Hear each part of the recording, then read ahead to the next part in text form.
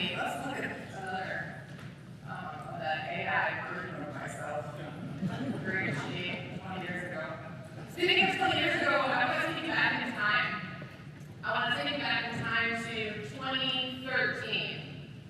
This room looks like you might remember 2013. I appreciate that. For the last early in the morning, shout out to CJ for closing down both the bar and making it to 8:37. All that fire, no worries. So back in 2013, I was a young, new consultant. Imagine me, a little smaller, bright, bushy tail. So excited I had my own company as consulting. And I was working for one of the first, Ubers for freight before Uber Freight. And this is a traditional freight brokerage. We had 25 reps on the floor and 8 reps on kind of a desk, and we were doing my marketing, experiments. And we were using one of the first sequencing tools. So a sequence in sales marketing speak is when you automatically send emails and remind reps to make phone calls in a very specific sequence. This was early in 2013, so we were using a tool called Outreach. So every night, these 8 reps would go home, and I would send 800 emails on their behalf, okay? And the next morning, they would come in, and there were just loads for them to book. It was like magic, right? So everyone was super happy with this. My marketing qualified lead rate, or my IWLA rate, was at a happy 32%. Everyone was happy, things were great. But Shannon was getting 4 or 5 point higher open rates than the rest of the team. Anyone want to guess why Shannon was doing better than everybody else? Shannon was the only girl. So, sex sells, that's great. So we turned on all the boys into the girls. Bob became Rachel, Joe became Sheila. We had a whiteboard behind us for Bob in his bathroom, who was answering Sheila's phone calls. It was incredible. Everybody was really happy, and about a 36, 38% marketing qualified lead rate. Everyone was super pumped. Finally, after the show, for the subject line of the email that got me a 98% open rate from Bambi at freightbroker.com. I will not say it on a recorded session. So we had all these boys turn into girls, and then we thought it was funny, so we turned the girl names into funnier names. So we had Angel, and Bambi, and Candy, and Crystal, and you can imagine the hilarity that ensued, and also the IWLA rate of marketing quality rate went up to about 40%. At some point, Google, we were sending all these emails through a tool called SendGrid. This is in 2013, so a long time ago. They figured out we were making fake humans, and they shut the whole thing down. It was sort of a bummer, but we figured it out, and we turned all the boys into girls, and we tested a marketing hypothesis that works. My name is Karen Brown. I am so happy to be here with you today. I am the CEO of Lead Coverage. We are the only go-to-market consultancy specifically in logistics. So I have a team of 40. We are all go-to-market experts. Our clients range from Uber Freight and ICS/non-agricultural logistics, all the way down to highway and main truck. We are hyper-specialists in only supply chain. So super happy to be here with you all today to talk a little bit about what is coming. What are the big guys using? How can you use it? And I think what Doug shared in my intro is true. What used to work in sales and marketing, specifically in logistics, is not working anymore. So we're going to talk a little bit about the book I wrote, because that's what you do when you write an Amazon best-selling book. You tell people about the book. So we're going to talk about the book. I'm going to share the 3 strategies that work in freight today. There are 3 very specific go-to-market strategies that work, and we have ROI on them all. And then we're going to spend the last bit of this talk talking about exactly what no one wants to talk about, but it is coming for every single one of us, and that is all things AI. Sound good? Great. So I wrote this book. It's called, this is supposed to be my funny graphic for going back in time. This is me on the floor of the freight brokerage. So I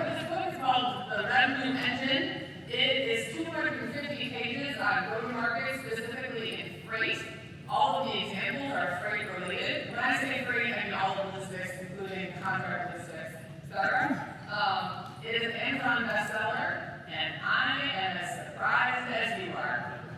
So, grab a copy on the way out. We've got them out the back door, and I've got a QR code at the end of the chat. You can take one out. I will also happily sign a copy for you. It will not add any value to the book, but I am very happy to do that for you, which is really fun.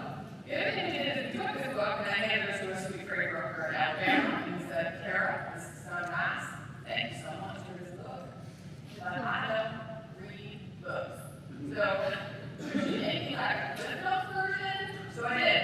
So we have a workbook. It's about 80 pages, and it's 28 exercises of how to execute a pretty strong go-to-market, specifically in freight. We didn't bring them with us today, but we have 2 opportunities for you to grab one, and we're happy to send you those as well. All right. So who is this woman, and why does she think that she has any expertise to talk about this at all today? Why are we listening to her for the next 43 minutes? So my background. In 2006, I was first of all in Expo Global Logistics. I actually watched Wagner get hired for the last conference before. That was pretty fun. He walked by my desk 3 years later and said, hey, we're going to go public. Do you want to write an S1? And I said, yes. I will Google that. And I will do it, boss. And I did what any young, hustling 20-something should do. Cough, Gen Z today, but that's a different story. I'm millennial, and I walked my cute butt to Barnes & Noble at Clark Halstead, and I bought Stop Investing for Dummies. Because 2006, right, Facebook hadn't gone public yet, there was no IPO to start up. I read it cover to cover, I came in the next morning, I said, all right, boss, I know all about the stock market. Let's price this IPO. Stock's reaction was, thank you. We have bankers. I'm glad you want to be involved. Thanks so much for your interest. So, very kind for letting me be involved in the IPO. My name is on the IPO press release for the Expo Logistics 2009 IPO. From there, I got picked up by Seco, an international air freight forwarder. At the time, they were all franchise-based, which was a pretty terrible job for a marketer. And then from there, I got picked up by Osborne Hess Logistics. And I remember the old OHL on Nashville. That's what she is. You guys want to hear the realty? Very good. Okay. It's been a minute, so I feel like I can share a story. So, OHL called and they said, hey, we're 6 years into a Welsh Parsons private equity deal. We think we're going to do a deal or go public. We'd like for you to come to Nashville and help take us public. So I said, Parsons. So I moved to Nashville with my sweet, sweet new husband. And on December 10th, 2010, I get a call from Chaney. Chaney, the producer. They're like, hey, girl, what's up, girl? She's like, not that kind of call. She says, we think you're doing something illegal, and we're going to blow the whistle on CBS News. And we totally were. So 2 guys were not screening air freight, one in Indianapolis, one in Chicago. Long story short, another $50 million hole in what would have been a $2.8 billion IPO. So February 14th, and then I forget, it was Valentine's Day. Welsh came in and ripped out the entire senior team. So I call my husband, brand new husband, also a nuclear engineer fits model. Which I just say, because I totally crushed closing that deal, like best part closing my life. And the story about how I got my husband's married me is actually in the book. Great story. Okay. So, call my super hot, smart, new brand new husband, I'm like, hey, so I know we just moved here to Nashville to do this job, but I don't think they're going to need me here. And they ended up selling the business back to, they sold the brokerage to Expo, and they sold the contract logistics to Chaney. Right? So that all happened because Kate heard all the minutes under 10 to that kind of crazy story. So I have only been in freight for my entire career. We went back to Chicago, popped out a couple kids, got an MBA, started sending emails for friends, but I had been part of the Expo Global Logistics spin-off, and so I started doing this kind of startup angle. That was 10 years ago. We now have a team of 40, and we put together a very specific philosophy on how to execute a really strong demand-led motion in the logistics ecosystem. I'm going to share with you what I think is the most important piece of this whole philosophy. If you don't agree with this philosophy, number one, that's dumb, I'm on stage or not. Number two, okay. Number two, don't hire me. This is the most important piece of this philosophy, and it is where most of the clients and most of the folks I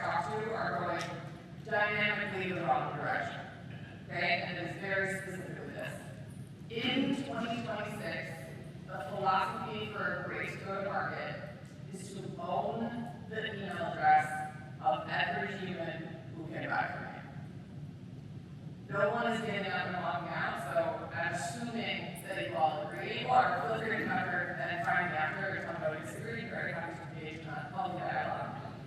But we believe at the Coverage that the number one thing you need to do for your go-to-market engine is to own the email address of every human who can buy from you. Here's another piece of math for you. There are 19,677 shippers in America with more than $7 million of freight. This is really specific to the brokerage market. A lot of folks in here will have contracts and brokerage, I understand that. And so you got about 20,000 logo TAM. There's not something humongous total addressable the market, right? So relatively small. And it's super aggregated, which is good for us. But where do you acquire these email addresses? And where do they go, right? What do I do when I own them all, and where do they go? I'll answer one bigger question than that. The bigger question is, how do I keep these email addresses up to date? First piece of math for you is the number 20, this is the range, 25 to 30. Every 90 days, 25 to 30% of the email addresses in your CRM, we're just going to go with HubSpot, my favorite tool, in your HubSpot are useless. That list we pulled out of ZoomInfo, that's a tool that I think is the worst tool, this applies to me by the way. That list we pulled out of ZoomInfo in January is 30% degraded today. So how do you keep a closed loop repeatable process of making sure you own the email address of every human who can buy from you? Number one, 3 data sources. I don't love ZoomInfo very specifically for this room because I actually asked Derek Smith, CTO of ZoomInfo in 2022. I said, hey Derek, how many shippers, carriers, brokers, 3PLs, and 4PLs, et cetera, forwarders? And he looked me dead in the face and he said, no. We want fintech, edtech, martech, I want all the techs. I'm uninterested in your antiquated industry that you chose. And I said, fine, I'll find somebody else. So I did. So we found a guy named Manoj, and he runs a company called Sales Intel. And Sales Intel is helping us create a supply chain center of excellence. But here's the real news in 2026. The value, ZoomInfo, Sales Intel, whatever else, has diminished because of the rise in what? Anybody? AI. So your 3 data sources are one real data source, like ZoomInfo or Sales Intel, Play, which we will talk about in a minute. If you haven't heard of Play, it's absolutely have homework after this talk. Figure out what Play is. And 3 is like selling.com. You can use LinkedIn. You can use a third tool to kind of round out the list. But 3 sources of data for that regular, repeatable process. Everyone with me so far? So, the crux of the philosophy that we share in the coverage, also in the book, is own the email address of every human who can buy you. If we were in a smaller room, or if we were one-on-one in your company, or if we came to a workshop, my next question for you would be, why? Why is it really important that you own the email address of every human who can buy from you? And in 2026, there is one answer. And it is what we call behavioral intent. Behavioral intent lives in the back end of HubSpot. Primary intent. Primary intent data, we'll talk about intent data from the back of a second.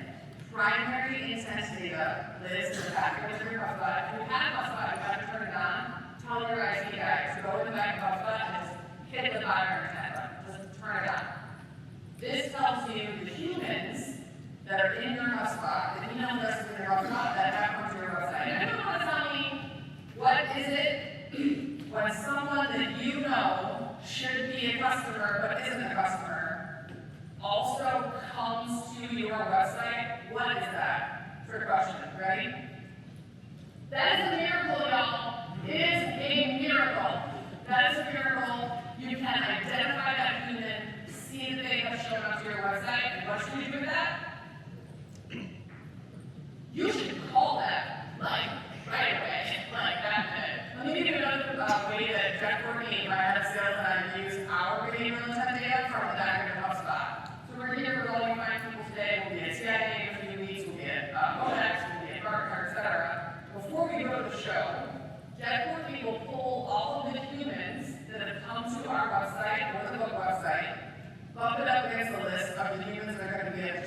we're going to, and he will literally hand me a list of the 8 to 12 people who we know might be interested and will be in the same place during Cold.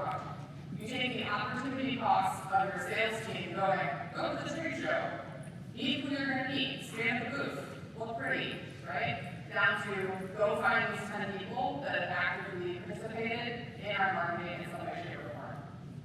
Primary intent data, back to the top. Own the email address of every human who can buy from. Number 1. If the only thing you take away from this talk today is that, I will be very happy. Find a way to get it done, we are also happy to help. 2, primary intent data. Use that primary intent and make sure your sales team is what? That's right, calling them. Don't send them an email. Actually make the phone call and/or stop them at a trade show and make sure that they know that you know who they are. Right? Okay, let's talk a little bit about intent data because this is coming for every single one of you in this room, even if you don't know what it is. So, here's my funny story about intent data. So we believe that in October, November of 2026, Tim Cook is going to get on stage, much like I am here with you today. He's going to do his normal Apple Dog and Pony show, and then he's going to drop the bomb. At the end of the talk, he's going to say, oh, by the way, Apple is insourcing our supply chain by 2030. And it's going to get off the stage. And then every acronym CEO, UPS, SPO, GSO, all freak out, and they turn to their heads of commercial, and they say, what? Are we on the list to help them in-source?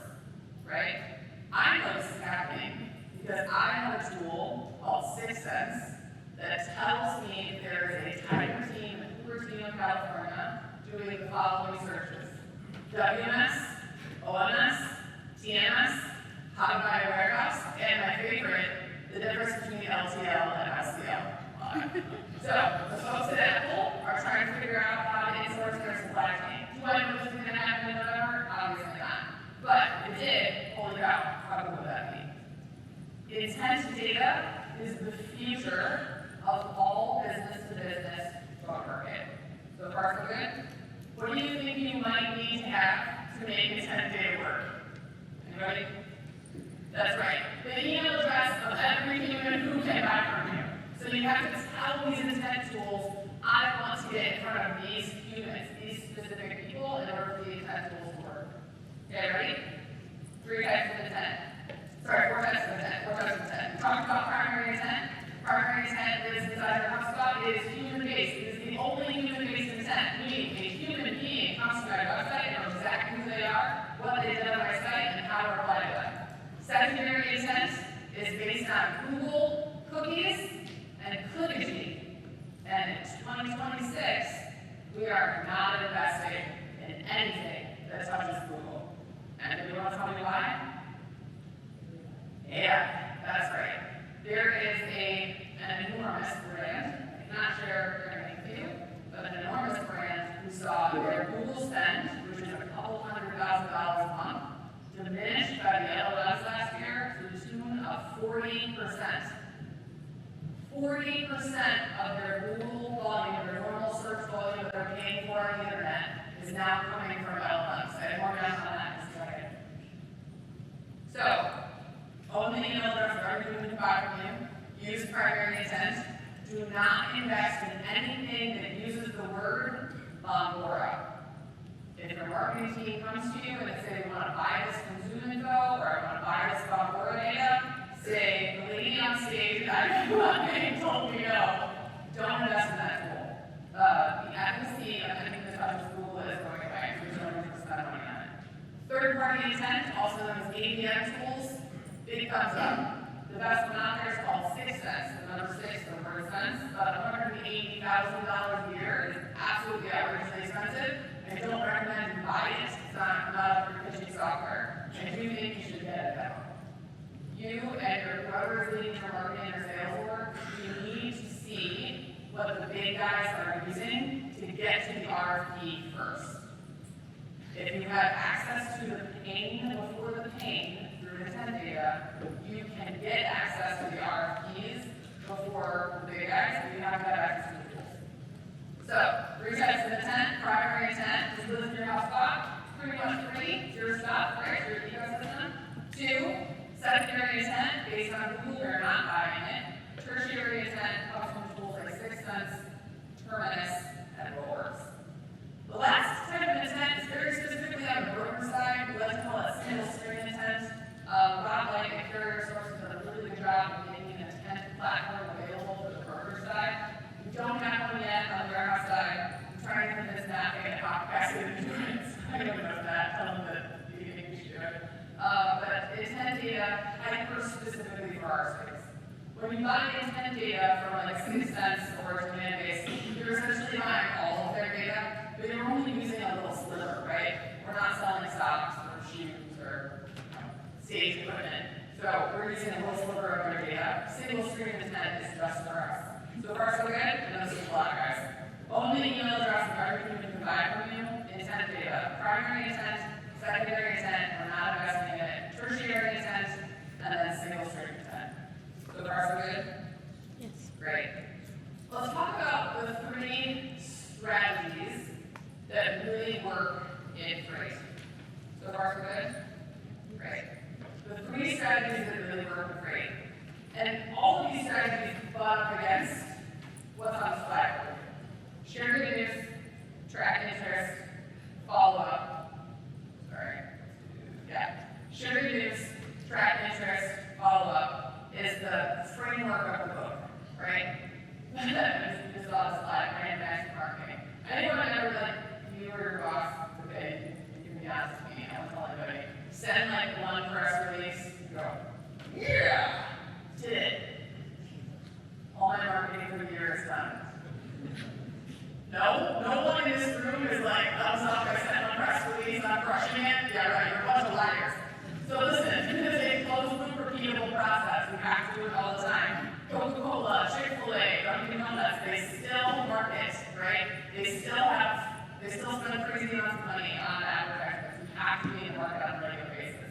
In B2B, ideally, only for the people that you know want to buy, right? So, 3 strategies that work great. The first is true executive thought leadership. You know what this is not? Blog posts. It is not blog posts. Blog posts are dead, and I'll tell you exactly why in about 30 minutes. No more blog posts. You need to be sending press releases. It's not because I don't want to shop for those press releases. It's like real, and I'll tell you in a minute why it's really important. True executive thought leadership in the form of an index is our highest ROI producing campaign cover-up. So that a couple examples of this. One's in the book, it's published. So the first is the ITS Port Rail Ramp Index. I know we all so good, right? But that's a joke. Okay. So we walked into ITS Logistics about 6 years ago. We said, what do you guys do? It's different than everybody else. Turns out, not a whole lot. They're a middle freight broker. They're doing great work. We know what they did do. Drayage at all 26 ports. That's a little weird. You know, there was a weird line we used to say in 2022 about drayage, which is, drayage is so hot right now. Just like, not something that you ever thought you'd say, right? So, drayage is super hot, 2022, and then we turn them into a thought leader by sharing an index every single month only on drayage. There's a couple of like key pieces about this index. One, it is not the CEO. If you're the CEO of any size business, you are too busy to be the thought leader. Find someone on your team that can, speak for you on your behalf. So the guy doing the ICS index is 2 places below Scott. 2, it doesn't all have to be your math. It can be your point of view on someone else's math. And lastly, get as niche as humanly possible. Drayage is important occasionally, but when drayage is important, Paul Brazier from ICS Logistics is all over the news. Because every single month they are sharing their expertise with the marketplace. 2 more examples. One is highway. If you have freight brokers, you're probably familiar with all the freight fraud you guys talked about yesterday, right? Highway is trying to solve the freight fraud problem.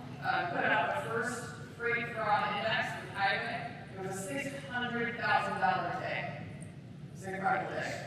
So they do that quarterly, and then the last is a company company that we work with in Alabama. They are mostly steel. Do you know how many steel distributors and manufacturers there are in the US? Off the top of your head? No? I didn't either. 123. So when we share this index, we need to get in front of about 1,000 people. You know who's easy to find? Those 1,000. So, an index, something that you can put your name behind, something that you are the expert on, something that you know the most about. This is already inside your business. Redwood Logistics, when we started working with them, we're already sending a cross-border update, a product update internally. We just turned it into an external facing index. So before we move on to the second strategy, I want to share a little bit about what's happened in the last 3 weeks about all things LLMs. This is all new math. That's really exciting. So I'm 43. I don't know why I told that, but I am. Okay. In 2004, we were keyword stuffing the bottom of the landing pages to try to trick Google's SEO algorithm. Today, 2026, feels very similar to 2004 when it comes to the LLMs. How are you found when someone types into Claude or ChatGPT, give me the best 3PL for my emerging business out of South America? How does it turn that into source listing? How does it done? Okay, that's the question we're solving. And here's the answer. Number one, the first number to remember is 1%. 1% of all LLM answers are coming directly from the press wire. Now, I'm a marketer, so we're going to step back in time just a second and tell you about the press wire. Do you guys know, like, I didn't watch the TV show about, doesn't matter. Any movie where, like, right? So like, like one hashtag, no one's watching a movie in this room, right? Right, this whole thing. That is actually the wire. And it still exists today. So when you send a press release, it is still going on the wire, and the wire is public. So what we are seeing is that the LLMs are searching and indexing public information, right?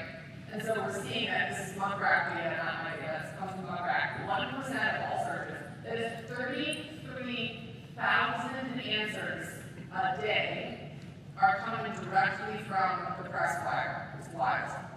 The next number is 27. The next 27% of those answers are coming from the trade press. What? Yes. So your relationship with supply chain dive and transport topics and inbound logistics just got a lot more important, right? And it's no longer just for human eyeballs. You are now also doing this so the machines will pick you up. Everyone so far? The last really important number we took from the Muckrack data is 7. And what they tell us is that the LLMs are resetting the way they index and serve up answers every 7 days. So compare this to Google, right? When we were doing the Google stuff early on, SEO, we should still do SEO, it's still very important, people are still Googling. But SEO, you can control it. You have an opportunity to kind of pull the lever. And what you did in January could impact March. Now we are seeing that the speed of this is requiring you to be in the marketplace all the time. So, super fun. I'm happy to share the results of this experiment with you in 90 days if you want it. We at Lead Coverage, we can see the inbound LLM searches. So if we have HubSpot or another de-anonymization tool, you can see the people that are finding you through LLM answers. And we're going to send a press release every single week, the Lead Coverage team.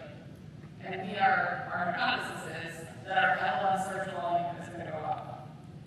So, press releases have become important again. A couple of comments about press releases, just because I deal with exactly folks like you every single day. Ready for this? Number one, nobody's going to read it. Nobody's going to read it, right? Perfection is going to be progress. Don't worry about it. Your quote, let the marketing girl write it. She's not just pre-order. She really does have your best piece of the heart, right? She's good. She's really trying hard, okay? Just let her do it. send a press release. Just get it out there, get it into the universe, and you actually do have news. There is something about your business that is newsworthy. It may not feel that way every single day. You may not wake up every morning having an M&A to announce or hiring a new executive. But you can use other people's news to make your own news, which we can talk about another time. So we've got these three strategies. One, executive thought leadership. We really like index. The last piece about index is 3 KPIs. Your real goal on an index is to get picked up by a third party, Wall Street Journal, New York Times, Statistics, something like that. Don't make it overcomplicated. You know what reporters don't want to do?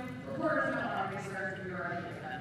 You are the answers to the questions they're trying to solve for their reader. Make it nice and simple, 3 KPIs. Send it every single month and send a press release. That's right.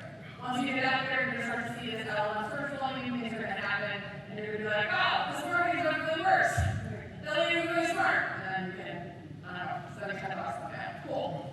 Where's 5 Right. Number 2 is intent data. We've gone through intent data, all 4 types of intent data. And 3 is third-party credibility. There was a new Gartner 4PL metric quadrant that came out at the end of 2025, which is for the modern 4PL MG metric quadrant. If you're big enough to talk to Gartner, you should be talking to Gartner. Also, full transparency, briefing Gartner is free. You don't actually have to pay them to brief them, and then we'll give you feedback about your business. We like other pieces of third party too, right? But really important for us is partnerships. Jeff Campbell started this on the floor of IWLA logistics. We started E44 and really built the business based on partnerships. Highway students can be very similar today. You're going to hear me sound like a broken record. The most important piece of the partnership is the press release, right? So I hope what you take away from today is this lady thinks I should send a lot more press releases than I ever thought I would do. And I think that that's good, right? I hope that when you take away from this, like, I got to figure out how to send more press releases, what I should be talking about, and that's great. I hope you sit around your next board meeting, and your next board meeting said that you came out of the next board meeting or executive leadership meeting, and someone has responsibility for sending more press releases. I'm so bullish on this strategy, and it's so easy. There's really not that much to do. Just send the news, right? This isn't the book. This is sharing the news tactics to follow up. We have some very specific pieces of good news. We talk about 3 funnels. I'll skip through some stuff so you can read about it. And I really wanted to share with you a couple of things on AI. So, 3 really awesome tools that I think you should know about. Number 1 is Play. If you have not experimented with Play, I'm assuming that everyone's been attracted to your Claude. If you haven't tried Claude, I'm sure try Claude. But Play specifically for the go-to-market community is really valuable. The other one that's really fun and super creepy, which is like one of my favorite things, is called Crystal Knows. Like Crystal Ball, and then she knows. Crystal Knows is a psychographic profiling tool. Anyone remember the first time Trump got elected, there was a whole shebang around a company called Cambridge Analytica? Yeah, right? Okay. They didn't go anywhere. They just went from humans selling human data to selling company data about humans to other companies. Anyway, it's a psychographic profiling tool that sits on your LinkedIn, and it can tell me what Doug's profile is. So when I get on the phone with Doug, I know he's a captain, I know he doesn't like to read email, I know he's going to be really direct, I know he really hates phone calls, I know he wants everything put in writing before he wants an agenda. And it tells me that because it looks at all of his Gmail and LinkedIn work, like everything that he does on Gmail and LinkedIn, and gives me his assumed person. I don't have I have no idea. I am a captain. It will tell me do not send her an email. She will not respond. I really need to tell you that. Really need to know. Don't let you know. And my husband is a skeptic. Remember the nuclear engineer as well. So he likes everything in a very long email, all the detail, right? So I asked Crystal Knows, how do I communicate with my husband? And basically he was like, just go. Like, it's probably out on this relationship. I was like, it feels targeted. But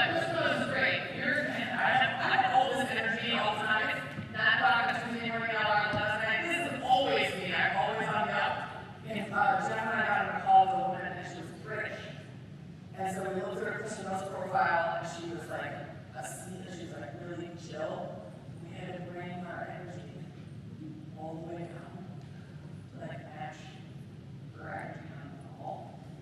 It was excruciating. And I had listed as the whole sentence, because if you cut her off, it would make her mad. So Jeff and I said like 6 words on the whole call. So we get off the call and I immediately call him like, no, don't say that call. We like talk over each other for 6 minutes. But it's so helpful going into a call that I'm going to talk to you. So those are my two on this list, Crystal knows and Clay. Lavender is super fun, it's really cheap, it helps write better emails.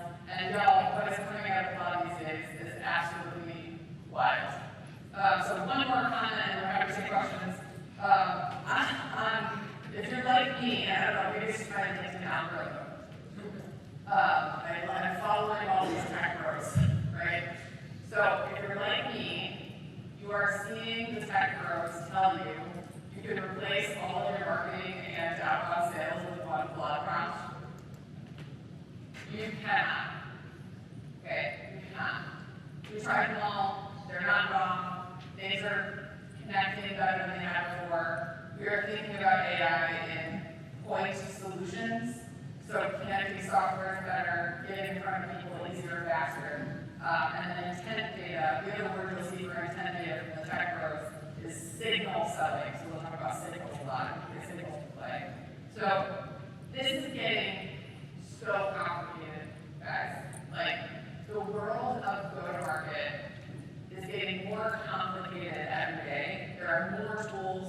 It used to be the average meeting marketer was using 17 tools at a time. We're up to close to 50. This is a really different world than when I started making sell sheets on IWLA at Expo 25 years ago. I hope that I've given you a few things to take back to your team. I hope the number one thing to remember is own the email address of every human who can buy from you, and do that regularly. If you can get that right, so much of this will be easier. Don't forget primary intent. Don't buy a tool or a tool. And then really send some press releases in 2026. Jeff and I will be around. He's got books in the back of the room. I'm happy to sign them. Again, we'll add no value. We've got a crowd of 15 with us. You're also happy. You're welcome to follow us and we'll send you a book or a book. Last thing I'm going to do is a pitch. So Michael from IWLA and I are putting together a real workshop on this. So we did about 45 minutes of this together. We've got a 2.5-hour workshop on this. We go super deep into the details of these things. Set your marketing team. It's June 9, 10, Schaumburg, Illinois, my hometown. Weird, that's weird. Anyway, stage, come on, Dad, those girls. So I'll be on stage at this marketing workshop for IWLA. So Senator teams come back. Also, the Senator teams will have books and workbooks for all the marketing teams. All right, we got 10 minutes. Who has a question? Just one guy. Oh no, okay, who has super? Good information, but I'm curious with regards to some of the legislation that's out there, like CAN-SPAM and stuff like that. If you don't know email addresses can be used and in what vein and how you're getting around things like that. Yeah, great question. The question was CAN-SPAM legislation around like spam people. So the real short answer to that question is the USA is still one love us. As long as you're in a business reason for you to email someone, it is not illegal. You should be careful if you're going to start emailing based on spam. So Europeans don't love being scammed. They don't like that at all. But technically, if you're using an email service provider, an ESP, like a Google or what's the monkey? MailChimp, or sorry, constant contact. If you're using any email service provider, it is their responsibility to make sure that they tell you about CAN-SPAM laws. But at the end of the day, the USA is still about all West. I care about my title as CEO. My inbox is totally flooded. I am flooded with the AI nonsense today. I don't need any coverage to not believe in just like spamming back out of people for just sending emails. The reason that I think you should own an email address of everything you can buy from you is really more than the intent data than sending them an ability. Does that track?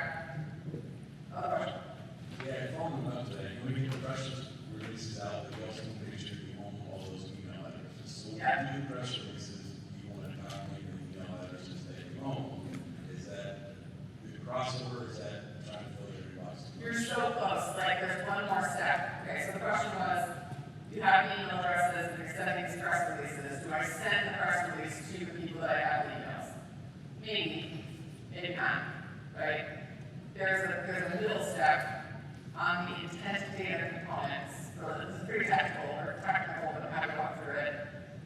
When you tell your system, HubSpot, whatever tool you're using, here is the press release, and here are the humans that I think might be interested, they can send them advertising just about that news to just about. It's called programmatic media. So it's really technical, but stay with me for a second. This is my one sports analogy. You ready for this? Yeah, one sports analogy. So Google and LinkedIn are a defensive posture. Someone has to type into Google or LinkedIn something about your business for you to show up, and you pay for those eyeballs. Programmatic media is the opposite. I put Doug's name in, and I say, show Doug this advertising, and it does. Our best example of this is Fortnite. Inside the four walls, we're doing Fortnite, about a $3 billion company. Yep. We loaded up there 6 cents. Long story short, someone was looking at E+, very specifically E+. So we put together a programmatic campaign, Fortnite plus E+, plus the return back, and the guy clicked the button. Cost us 42 cents to get him to click the button. Turned out to be a $50 million deal. So it's the connection between the news. That's why if you go back to like the shared news strategies follow up, that's the process, right?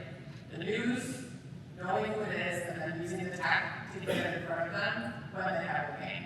It's a whole new ballgame, guys. Like it's not what it used to be. You can't just build a website and assume people are going to come and find you. You really have to be proactive about it. More questions? Yeah. Well, first, thank you. That's really fantastic. I really enjoyed it.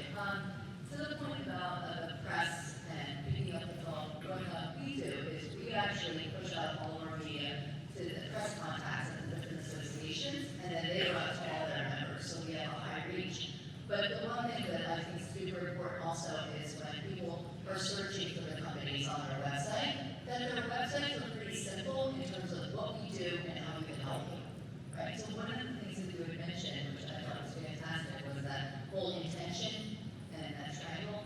How do you, for freight and for this industry, what would you say are the top 3 things or challenges that you've seen in your experience, if you're so close to it, in terms of building up that immediate recognition of exactly how we can help that end user who's looking to use freight, storage, et cetera?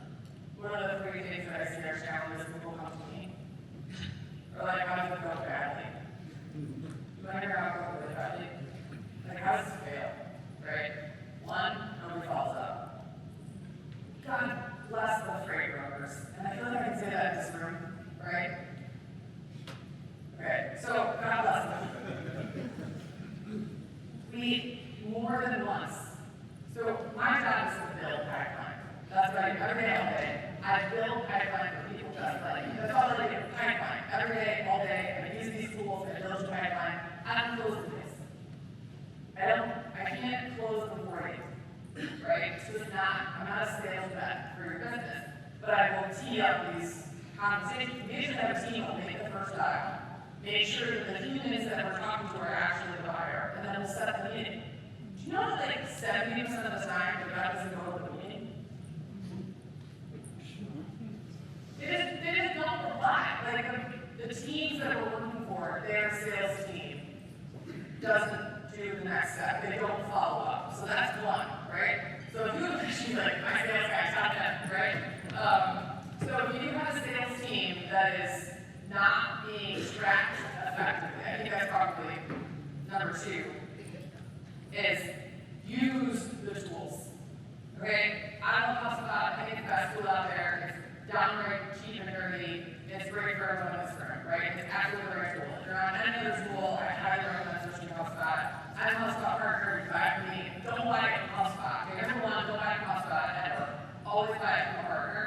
If you have a neighbor that's a partner, buy it from your neighbor, doesn't matter, they'll get you a discount.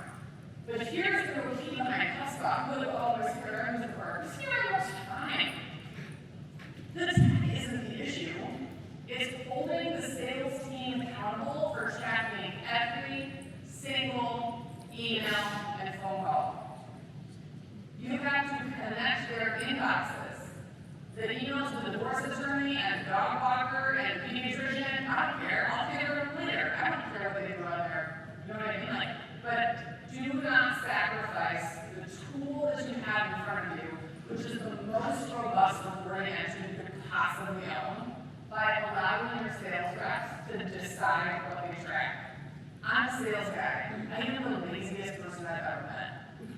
JK, I wrote a book about that, but I'm lazy, right? Like, inherently, I want to do less work. So if you tell me it is an option, whether or not you track your phone call or email, it's not going to do it. So those are probably the biggest two places where this falls apart. And then lastly, my other place where this falls apart is perfection is the enemy of progress. You know that if you post to LinkedIn, 1% of your audience will see it. I don't know the definition of viral. The definition of viral is impressions 7 times your follower count. If you have 10 followers and 70 people see your post, technically you went viral. Good job, right? But nobody sees your stuff. If you follow me on LinkedIn, which I'll recommend you do, right? I have like 16,000 followers. I post sometimes 3 or 4 times a day. Because less than 1% of the audience will see what I post. And my highest performing posts are the ones that I post about my personal stuff, which really annoys me, so I don't love posting personal stuff. But listen to the algorithm, right? And I think the point I'm trying to make here for you is perfection is the enemy of progress. Just ship it. Nobody cares. Just ship it. Get it out there. Time for one more? Yeah? Are you saying on the primary? Can you wait for the mic? Sorry.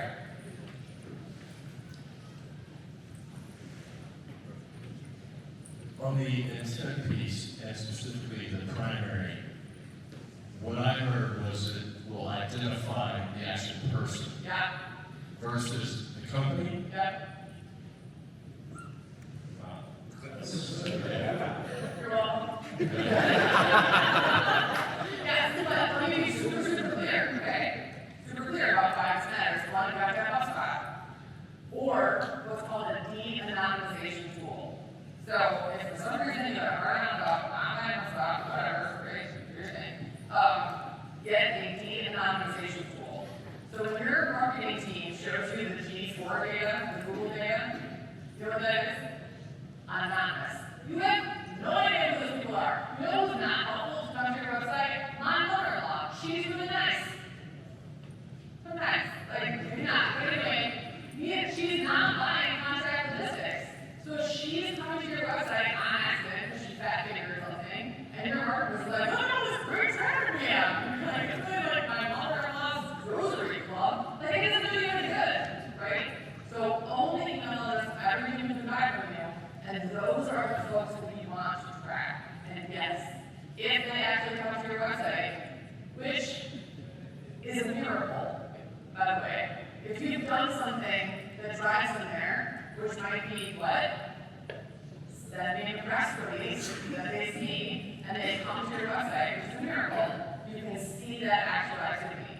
Inside of HubSpot, you can actually see where they go. You can see they spent 2 pages, 2 minutes on this page, they spent 3 minutes on this page, or they spent 4 seconds on the event. And you can actually see it in the CRM itself. So I'm really like to that way because it is super important. And the number one thing you can do is call those people. Because if someone who wants to buy from you shows up on your website, you should get in front of them. Find out what they need. There's 23 seconds left. Yeah. Social media, especially TikTok, is so popular because of video. How do you feel about video for business? So I'm on the fence about video.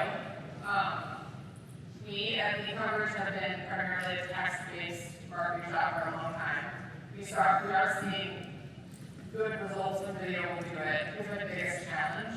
Video is not being indexed by the LLMs or by Google. So the metadata around video is very important because the video itself is not being sourced necessarily. I, Kara Brown, only do things that I can track revenue back to for my clients. So I only tell my clients to do things that I can physically see or have not seen proven ROI on video. One of the other ones we haven't seen proven ROI on, so you might need this, podcasts. I have not seen a single customer or podcaster be able to show me a true ROI, a real attributable ROI to podcasts. Getting on other people's podcasts, we can see attribution, which is great, but the time, energy, and money it takes to host and produce and manage a podcast, we have not seen ROI. We have seen ROI on what we call limited series. So like 3 to 6 topic specific kind of webinar feeling podcasts, we have seen ROI against those if they're inside of a larger demand generation campaign. But we're testing more video ourselves.